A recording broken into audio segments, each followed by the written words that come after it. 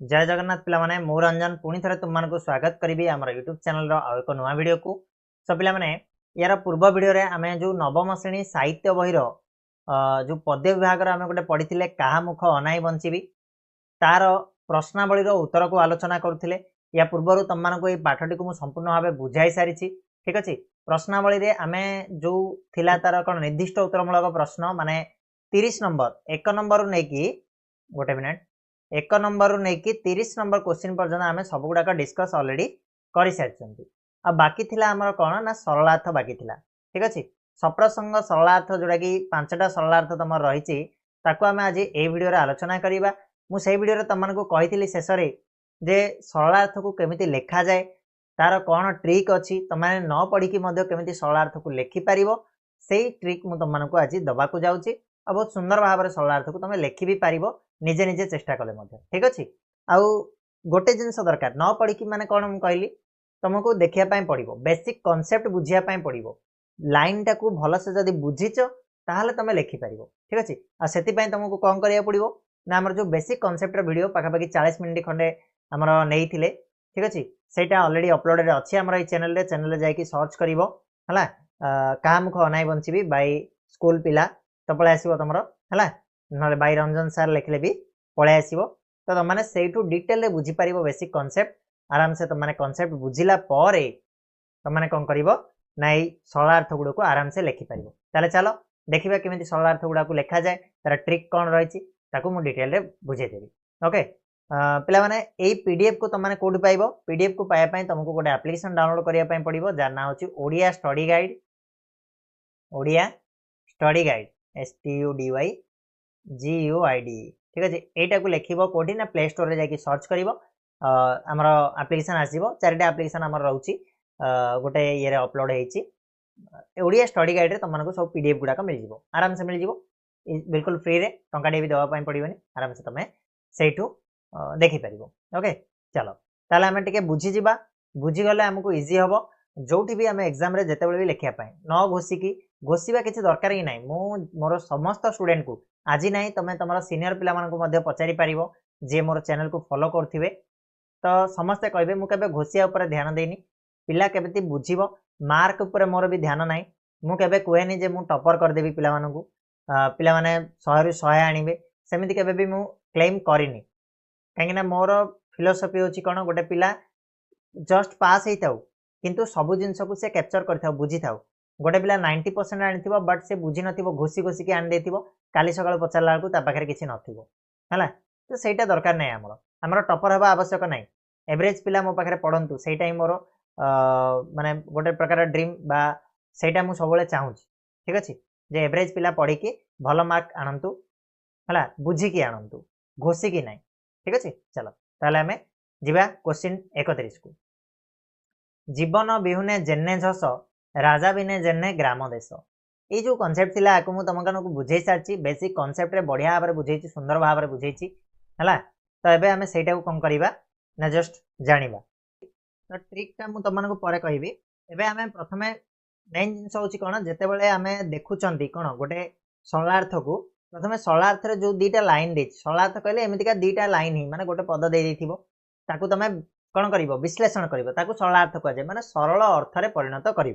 जमी आम पढ़ला बेले तुमको बुझाऊ ठीक अच्छे से जिनस लिखार अच्छे। तो तुम जब बुझी लिखिपार तो प्रथम आम दीटा लाइन को डिकोड करवा कौन कहुई लाइन रे कौन कहुई ना जीवन कहले पिला माने मु पढ़ी बेसिक कनसेप्ट रे कही जीवन अर्थ हूँ कौन ना जल है बिहुने कहले बिना जल बिना जेने झस माने जेपरी झस कहले ये माछ जल बिना माछर जो प्रकार अवस्था हुए राजा बिना जेने ग्राम देश राजा बिना ग्राम रे बा देश रे जदि जेकोसी राजा नुहंती नाहंती मुरबी नाहंती ताले से ग्रामर बा देशर जहाँ अवस्था हुए ठीक से अवस्था हम बोली ये माँ यशोदा आशंका प्रकाश कर निजर से अवस्था हम क्या बिना ना कृष्ण बिना ठीक अच्छे। ताकू बढ़िया भाव बुझा लिखार कनसेप्ट शैली मुझे तुमको कहीदेवी ठीक अच्छे। चलो प्रथम जिनस आमको गोटे पिला तुमको मन रखापी पड़ो ये जो लाइनटा है तुम कौन रोचे ना 5 मार्क रोचे सरलार्थ 5 मार्क रे तुमको यही लाइनटा मिल जाव 1 मार्क बा 1 ରୁ 1 अधे भी मिल जाए है तो बहुत ही इंपोर्टाट यहाँ तापर आउ बाकी जो रहिला तमरो केते ना 2 अधे बा 3 अधे सेटा तुमको मिलिबो केते ना कंटेंट पार्ट रे मिलिबो 3 अधे एटा होची तमरो 1 अधे ठीक अछि ए पार्टटा क्लियर तो एटा हमरो आउ एटा सबुटु सहज गोटे जिनिस को जदि घोषि देकी पळबो घोषि देकी नागे बुझि देकी पळबो सब जिनिस गुडा ए भितर तमे मार देबो हला हमरो प्लानिंग वीडियो मु 10 पिलाना पई करथिली सेटा भी जद देखिबो सरलार्थ केमिति लेखा जाय ता अछि ए चैनल रे ही अछि त माने देखि परिबो हला ट्रिक्स और ट्रिप्स गोटे हमरो अछि प्लेलिस्ट से प्लेलिस्ट को जाके देखि परिबो चलो ताले प्रथमे आमे जतबे सरलार्थ लेखुचे सरलार्थ रे सबले मन रखिबो जो पद्यटा देइची पद्यर प्रथम शब्दटा जहा देइची सेटा को एठी लेखा जाय इन्वर्टर कमा भितरे तापर डॉट डॉट देकी पद्यर शेष शब्द जहा देइची ताकू आमे लास्ट रे रखिबा इन्वर्टर कमा भितरे ये होची हमरा फर्स्ट स्टेप ओके बुझी गलो गोटे टिके लेट हबो गोटे टिके बुझे देबी तापर बाकी गुडा आमे टिके स्पीड रे कर दबा ठीक अछि बेस समय नेबिनी चलो तापर कोन करिवो तुमको दीटा जिंस मन रखिबार अछि जे को पद्यरु आसीची को पद्यरु आसीची एटा हला कि ए जो पद्यांशटा आमे पढुचे एटा को पद्यरु आसी को पाठरु आसी रे कहा मुख अनाई बंचीबी तो से कहा मुख अनाई बंचीबी सेटा को तुमको मन रखिया पई पड़िबो तार कवि की ए दीटा पई कहा मुख अनाई बंचीबी पई तुम जो लिखिबो हाफ मार्क मिलिबो कवि को ना लिखिबो भक्तचरण दास ता पई तमरो हाफ मार्क रहउची बुझी पारछो ना 1 मार्क हे गला आउ अधे मार्क मिलिबो एटा जो कोन विषय रे बोली जो विषयटा टिके हो लेखा हबो गोटे धाडी रे ता पई हाफ मार्क एमिति कि 1.5 मार्क तुमको मिले ठीक अछि तो हमें आरंभ करिबा संक्षिप्त पद्यांशटी पद्यांश कहले पद्यांश गद्यांश लिखले गद्यांश लिखिबो तो संक्षिप्त पद्यांशटी कोडु आसी ना का मुख अनाई बंचीबी शीर्षक कवितारु आनितो उद्धृत हला आसीची बोली मध्ये लिखि परिबो देखो तम भाषा रे तमे लिखिबो किंतु जदि न आछी तम भाषा लेख जदि साहित्यिक वर्ड तमन को जणा ताले से जेतिकी साहित्यिक वर्ड दबो सेते भलो मार्क तमे स्कोर करि परिबो तबरे एठी को गला उक्त प्रसंग रे माने एई प्रसंग रे कवि भक्तचरण दास कृष्ण प्राणा माता जशोदांक व्याकुल अवस्थार चित्र चित्रण करछन एठी आसिला कविंक ना आसिला भक्तचरण दास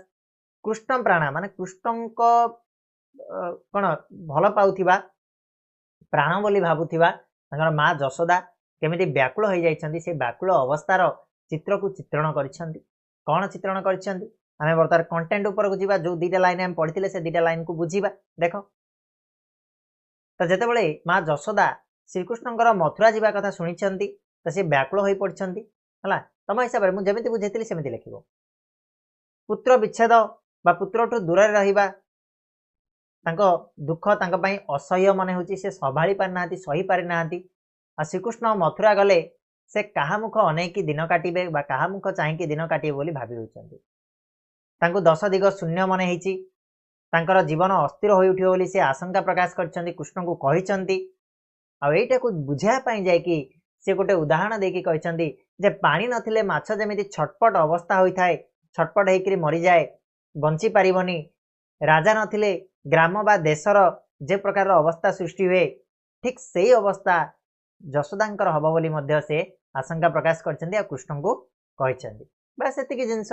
कोन अछि रेथिरे किछि नै दी लाइन जोटा बुझेतिले से दी लाइन को लेखा हला आ किछि नै क्लियर सरिला कि जिबा आगु को 2 नंबर क्वेश्चन जेते बेले बने जाऊ संगरे मो प्राण नेउ निमिषे विच्छेद न सहई हला एटा पिला माने कोन कहले एठी जशोदा कोन कहउछन्ती कृष्ण को कहला मते जेते बेले बने जाऊ जेते बेले कृष्ण बण को जाउछन्ती सेते बेले जशोदांक कहिबा अनुଯାयी जे मोर जीवनटा धरिकी तू जाउछु अर्थात मोर शरीर सिना घरे रहउची किंतु प्रकृत रे मोर मन सब बेले तो पाखरे ही थाउची कोन हला कोन नै ए सब जिंस पई तेणु टिके भी तोर विच्छेद टिके मोठू दूर रहिले मु सेटा को सही पारेनी के देबी निमिषे विच्छेद निमिष मात्र को मु तोर विच्छेद सही पारेनी बुझि पारलो तो सेटा को हमें लिखिबा जेते बेले मु कहली जेमिति प्रथम शब्द हम एट लिखले जेते बेले हां न सहई ये होची शेष शब्द हमें लिखले एटी इन्वर्टेड कमा भितरे तापर हमरा आसीबो जो कांसेप्ट सेमिति एका संक्षिप्त पद्यांशटी कवि भक्तचरण दास का रचित कहा मुख अनाई बंचीबी शीर्षक कवितारु आनित सरला हला ए प्रसंग रे कोन कहैछि ए प्रसंग रे कवि जशोदांकर मातृ प्राणर आवेग को वर्णना करछन्ती हला मां मनर जो आवेग थाए तार छुआ प्रति सेटा को एठी वर्णना करछन्ती कोन हैछि ना देखो कृष्ण जेतेबेले मथुरा जीवा कथा सुनी जशोदा म्रियमाण होई पड़छन्ती माने भांगी पड़छन्ती दुख रे भांगी पड़छन्ती स्नेह रे पुत्र कृष्ण को नाना गुण आ कार्यकलाप को से स्मरण करिकरी मने मने स्मरण करिकरी दुखित होबा होई बसछन्ती हला कृष्ण मथुरा को पळेले तांकर अवस्था कौन हबो अस्थिर होई जीवो तांकर जीवन अस्थिर होई उठियो बोली से कृष्ण को मध्य कहिसंती। कृष्ण जेतेबेले बण को जाआंती से आउरी कहिसंती जे कृष्ण जेतेबेले बण को जाआंती सेतेबेले सतेज भली तांकर प्राण को नै जाआंती बोली निजर अनुभव जशोदा प्रकाश करछंती। निमिषक पई टिके मध्य जदि पुत्रर विच्छेद तांक पई असह्य हुए तो सेही पुत्र जेतेबेले सबुदिन पई छाड़ी के चली जीवो मथुरा को सेतेबेले से केमिति बंचिबे से कहले मु बंची पारिबिनी बोली मध्य से परिप्रकाश करछंती। बुझा पड़ला 2 नंबर एति के आउ किछि नै। ओके आगु बढ़िबा। सरलबणी अधाम पक्वरंभा सुधासम मुखे देले थू थू करी फिंगू। एटार अर्थ कौन पिला माने बुझेइथिली मु तुमको बेसिक कांसेप्ट रे बढ़िया सुंदर भाव रे बुझेइछि जे सर लबणी अधाम। सर कहले हम जानिछे सर क्षीर रे जो सर पड़े क्षीर सिझे देला परे ठंडा कर दबो ऊपर जोडा पड़िबो ताकू सर बोली कहा जाए। लबणी कौन ना तमे दही को जेतेबेले दही बुला जाए चला बुला मां को पचारिबो चला बुलेला बेले से ऊपर जो भासीबो से जिंस गुडा लबणी बोली कहा जाए। एबेकार पिला माने ए जिंस गुडा देखिया पाउ नांती ए गां गळले कोडी कां भा अछि सिना आ कोडी नाही हला काहेकि नाही ना आ गोरु गाई रखु नांती के सबू शौक मजा मजलिस करियार व्यस्त नहीं कि अधाम कहले कौन पिला माने राबिड़ी खाइछ तमे राबिड़ी को अधाम बोली कहा जाए हला। पक्वरंभा कहले पाचिला कदली रंभा कहले कदली पक्व कहले पाचिला।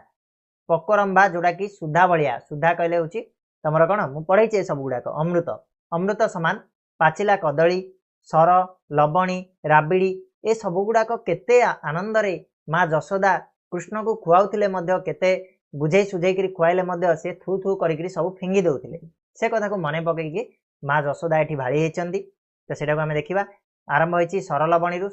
आरंभ होला लास्ट रे आउची फिंगू। ओके चलो ताले सेही आसीबा संस्कृत पद्यांशटी का मुख अनाई बंचिबी शीर्षक कवितारू आनीत एटा पूरा जो सरलार्थ आसिले मध्य एटा को पूरा कॉपी पेस्ट करो। उक्त प्रसंग रे कवि भक्तचरण दास कृष्ण को अझटपण विषय वर्णना करछन जे कृष्ण केमिति नटखटिया थिले से केमिति अझट होउथिले से जिनसटा को वर्णना करछन एठी भक्तचरण दास कौन कहिसंती कौन कहिकि वर्णना करले ना देखो निमिषक पाई मध्य विच्छेद सह्य करि परनथिबा माता जशोदा पुत्रर मथुरा जीवा कथा सुनी व्याकुल होई पड़िसंती हला। टिके मध्य छाड़ी की रही पार नथिबा माँ जशोदा जेतेबेले जानिचंती जे कृष्ण मथुरा को पळौचंती तो सेतेबेले सी कौन मने मने दुखित व्याकुल होई पड़िसंती। पुत्रर मुख न देखि से गभीर जल रे प्राण त्याग करी बोली कहचंती गंड जले मु प्राण त्याग करी बोली से कहचंती हला। आ ता भितरे से पुअर विभिन्न प्रकार स्मृति को मने पकईछंती स्नेह रे सरलबणी अधाम पक्वरंभा आदि अमृत तुल्य खाद्य खुआउथिले मध्य कृष्ण से सबको थू थू करके फिंगी दियंती रागी जाइकी पाकहांडी भांगी दियंती ए सब गुड़ाक जशोदा स्मरण कराइछंती। आ विधाताकर एभली विधान को से निंदा करछंती जे केड़े दारुण ए विधाता बोली से शेषरे कहिछंती। एतिकी जिंस ताऊ सरिला ठीक अछि आगु बढ़िबा। 34 नंबर प्रश्न छाई की अनाई डरू धाई मते कोल करू बसने घोड़ाई मुख गोटी अर्थात कौन कहले ना छाई की अनाई की डरथुलु तू छाई की देखले मध्य डरचु निज छाई को देखिकी डर जाउचु आ धाई आसिकरी मते कुंडे की धरिकरी मोर बसन मोर पिंधा लुगारे मुहटा को घोड़े की रही जाउचु आ एबे तू जते मथुरा को जीवु ताले केमिति तू से हाथी घोड़ा मानकर गर्जन रे न डरिबु से कथा माँ जशोदा वर्णना करछंती ए विषय रे ना कि कृष्णकर दुर्बलता विषय वर्णना करछंती। देखिबा छाईकरू आरंभ होला मुख गोटी संस्कृत पद्यांशटी क्या मुख अनाई बंचिबी शीर्षक कवितारू आनीत। उक्त प्रसंग रे कवि भक्तचरण दास कृष्ण का दुर्बलता विषय वर्णना करछंती। कृष्णकर दुर्बलता कौन थिला से बहुत डरकुला थिले हला। देख कृष्ण थिले जशोदांकर अलिअल पुओ तेणु से गोटे मुहूर्त मध्य छाड़िकी रही पार नथिले कृष्ण को जशोदा गोटे मुहूर्त मध्य छाड़िकी रही पार नथिले जेतेबेले कंस निमंत्रण देइछि कृष्ण को मथुरापुर को जिया कथा शुणिकी जशोदा अस्थिर होई पड़ले कृष्ण मुह न देखिले से बंची पारिबे नाही बोली मध्य प्रकाश करथिले हला। मु गभीर जल को डेंकी पड़जीबी माछ बिना जल बिना माछर जो अवस्था हुए मोर से अवस्था हम यू जिन गुड़ा कही आहरी मन पकईले जे तू तो निजर छाई को देखिकी डरी जाऊचु धाई जाइकी मते जाबुड़ी धरिकी मोर लुगारे पिंडा लुगारे मुहटा को लुचईथुलु एबे राक्षस माने मथुरा रे थिबे मथुरा भली असुरपुरी रे कृष्ण जे भय पाइबे यह थिला तांकर चिंता और आशंका सी घारी होते ठीक अच्छे बस से लेख। नेक्स्ट नेक्स्ट क्वेश्चन माए बोली डाकिबू काहाकू साहा बा केहे आहा बोली बाकुरे हला। एठी कहले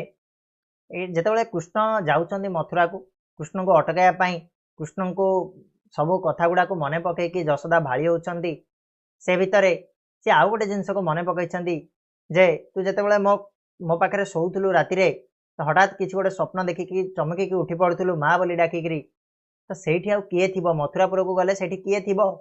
ଯାହାକୁ ତୁ ମା ବୋଲି ଡାକିବୁ କିଏ ତୋତେ ଆହା ବୋଲି କହିବ କିଏ ସାହା ହବ ତୋତେ ସେଇ କଥାକୁ ମନେ ପକାଇଛନ୍ତି ମା ତାହେଲେ ଦେଖ ମାଏରୁ ଆରମ୍ଭ ହେଲା ବୋଳିବାକୁରେ ସଂସିତ ପଦ୍ୟାଂଶଟି କବି ଭକ୍ତଚରଣ ଦାସଙ୍କ ରଚିତ କାହାମୁଖ ଅନାଇ ବଞ୍ଚିବି ଶୀର୍ଷକ କବିତାରୁ ଆନିତ ଏ ପ୍ରସଙ୍ଗରେ